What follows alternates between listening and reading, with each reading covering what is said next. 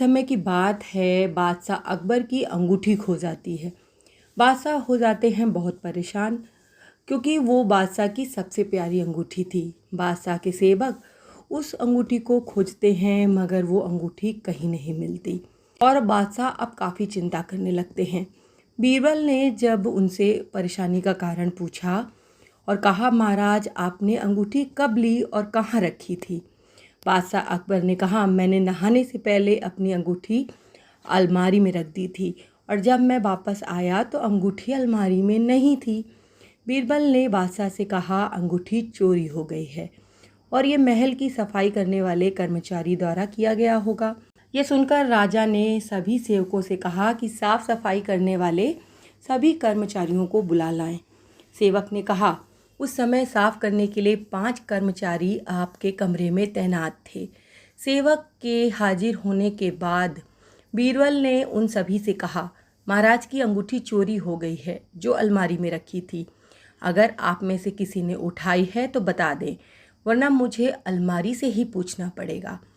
आप सभी लोग जानते हैं कि बीरबल बहुत बुद्धिमान थे। उन्होंने सोचा कि अब चोर का पता कैसे लगाया जाए। उसके बाद बीरबल अलमारी के पास जाकर कुछ बुदबुदाने लगे और फिर मुस्कुराकर बोले, अलमारी ने मुझे सब कुछ बता दिया है। उसने कहा है कि जो चोर होगा उसकी दाढ़ी में एक तिनका है। इतना सुनते ही एक सफाई कर्मचारी अपनी दाढ़ी को साफ करने लगा और बीरबल ने तुरंत उस कर्मचारी को देख लिया। बीरबल ने तुरंत एक सैनिक को बुलाकर कहा, इसने अंगूठी चुराई है, उसे पकड़ लिया जाए। बादशाह अकबर ने उस सफाई कर्मचारी से पूछा, क्या तुमने मेरी अंगूठी चुराई है? कर्मचारी बोला, नहीं, मैंने कुछ नहीं किया।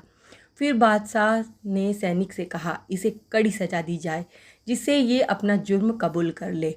ऐसा कहने के बाद सफाई कर्मचारी ने अपनी चोरी कबूल ली और बादशाह को उनकी अंगूठी तुरंत वापस कर दी।